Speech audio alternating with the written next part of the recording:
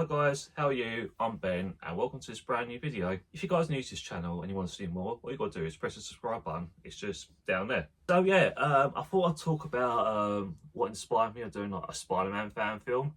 And some people assume that it was like potentially like Spider-Man Lotus which inspired me in doing it. No guys, I'm afraid you're wrong. It was nothing to do with like Spider-Man Lotus or anything like that. I don't know what I just done there.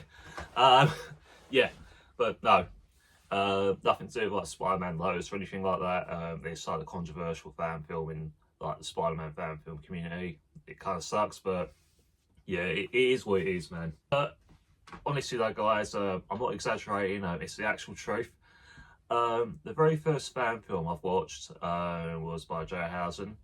Before he took the videos down, he pretty much put his own take, like being like as Joe Housen being Spider-Man, like the whole, I wonder what my life would look like if I was Spider-Man, and I thought it was like a fantastic idea. And despite where it got taken down and all that, I thought it was completely fantastic. It was purely like creative, like his hometown. Basically, I could like go on and on and on like about it. But big up to him like for doing it. But then when he took it down, it was like his way of like pushing like his filming like to another direction, like to Tyrensis, which was how I got involved with filming with him. And basically the whole fan film thing kind of like was the only way how I basically like met him. Like one way of putting it, and the rest was history. But however though, he has done some fan films. I wouldn't say some. I mean, he's done like the Spider-Man retrospective, which was the Astonishing Spider-Man, which he did like from the past, like from what I mentioned earlier in the video. And then he done the Exceptional Spider-Man, and I totally enjoyed that video, where it was basically like the spin, like some references like to oh my god, what's it called? I just done some research. It was Infinity Crisis, like the one where a retired Superman like confronted one of his former antagonists. Have a look at it. But yeah, I totally enjoyed that. So it has like inspired me of like doing it. But that was back when he done the Astonishing Spider-Man. That's what got me into doing it. But at that time, I was like, oh, I don't know how to do it. Like, I was unsure, like, doing it and stuff like that. But yeah, Joe, if you're watching the video, hello. And thank you for the inspiration. Also, there was other Spider-Man fan films as well, which Joey Lever done, which was Spider-Man Lost Cause. I was watching a documentary on it, what he done the other day. And I was really impressed and all that. And what really like stunned me and all that, I never really like thought about it, because obviously we have access like to like print costume design, Heroes Time, RPC Studios, what else? It goes on and on, like basically like there was like Sentai Zone before they pretty much fallen out, hence to the print costume like design thing.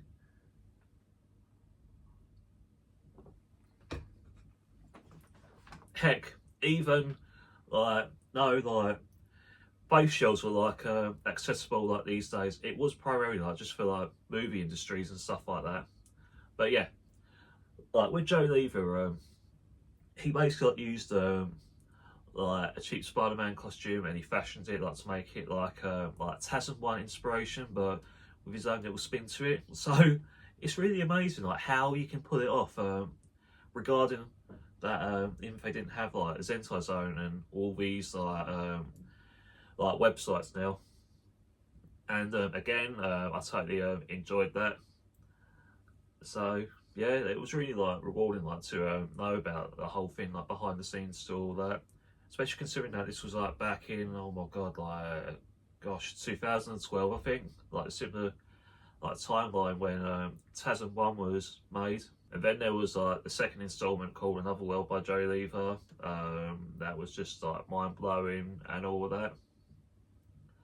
it's just like amazing how like a group of friends can like get together and do this sort of thing, which is the sort of thing they would like never forget like years to come. Like their way of like telling people, "You can do this, man. Don't worry about what people say." It was kind of like that sort of attitude and all that.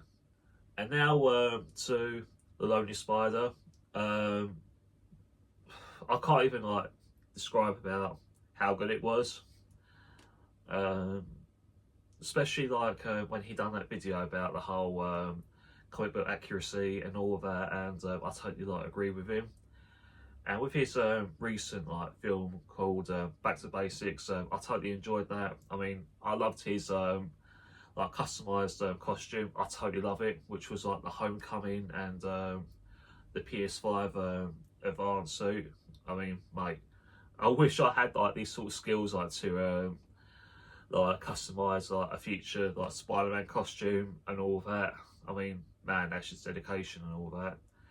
And with Buckeye Studios as well, I loved his take on Spider-Man as well, and he was quite brave to like do like the fan films like based on like the controversial ones, which was like the Clone Saga, which he pretty much hit the nail on the head. No one like dared to do it.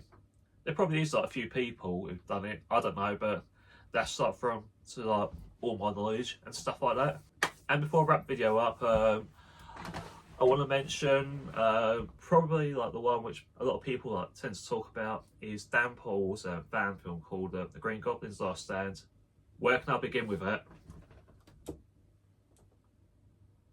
Like, man, I'm totally impressed with it. I know I keep saying I'm totally impressed and all that. I know it's like a lazy thing to say, but honestly though, man, what you got to remember, back then, like around that period, there was no like costumes like for any of us. Well, as far as I know, bearing in mind if it was like back in the 90s, I was like, God, like I was probably like a baby or 2 or 3, somewhere around that kind of line.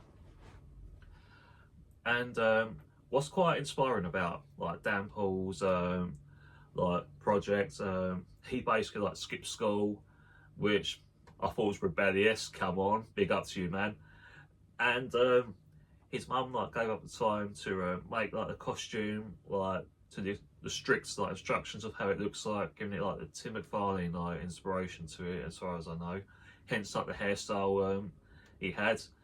But I just love his own comic book accuracy. But the thing, right, the thing I found incredibly brave, and guys, I can assure you I won't do anything like that, that he swung on a rope to make it look like he was web shooting, just like for the camera angle where, mate, he sort of like firmly like gripped it on there. But again, guys, what you got to remember, there was no like visual effects and all that back then.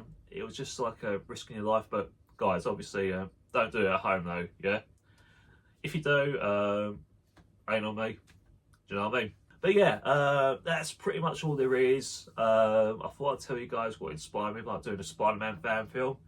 And my next video, I'll be talking about like what to know about the Amazing Spider-Man, the birth of Carnage. So we're gonna have to love you and leave you from there, guys. And you all take care, and I'll see you in the next video. Bye now.